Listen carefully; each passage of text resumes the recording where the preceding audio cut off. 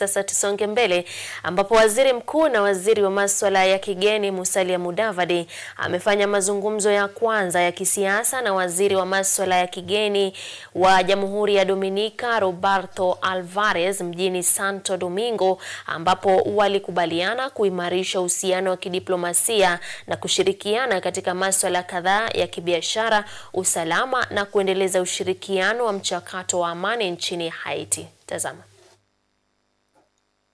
Waziri Mkuu Musalia Mudavadi amefanya mazungumzo ya kwanza ya kisiasa na waziri wa masuala ya kigeni wa Jamhuri ya Dominica Roberto Alvarez mjini Santo Domingo, ambapo walizungumzia masuala ya biashara, usalama, mabadilishano ya kitamaduni na ushirikiano katika muktadha wa msaada wa kimataifa wa usalama nchini Haiti unaosimamiwa na Kenya tangu Oktoba mwaka 2023.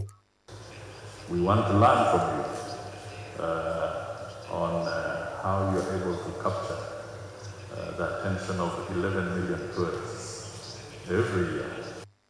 Katika mkutano huo, viongozi hao walieleza shukrani kwa nchi zao kwa kuunga mkono Haiti na kushiriki katika msaada wa kimataifa wa usalama MSSM, wakisema kuwa hali nchini Haiti inaathiri pakubwa usalama wa Jamhuri ya Dominica na nchi nyingine za Caribbean. Walihimiza jumuiya ya kimataifa kuongeza msaada wa kifedha na kilojistiki walioahidi siku chache baada ya Marekani kuthibitisha tena mchango wake kwa msaada wa kimataifa nchini Haiti.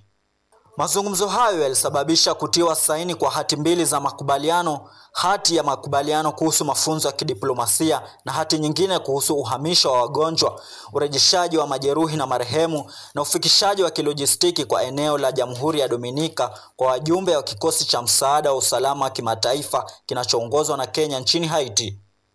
Wakitambua kuwa hili ni jukumu linalowezekana, viongozi hao walionyesha wasiwasi kuhusu kukosekana kwa vifaa na msaada wa kilojistiki katika utekelezaji wa juhudi za msaada huo, ambao pia unakumbwa na upinzani kutoka kwa viongozi kadhaa nchini Kenya ambao wanadai kuwa haujakubalika kikatiba.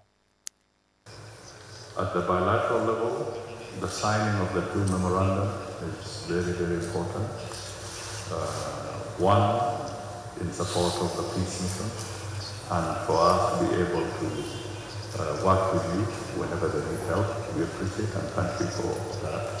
Secondly, we believe that there is great opportunity for us to develop stronger links, starting with our diplomatic engagements through our two ministries of foreign affairs and the institutions there. So that covers the second aspect of the memorandum of understanding that we have executed today. Rajab Juma, Runinga ya KU.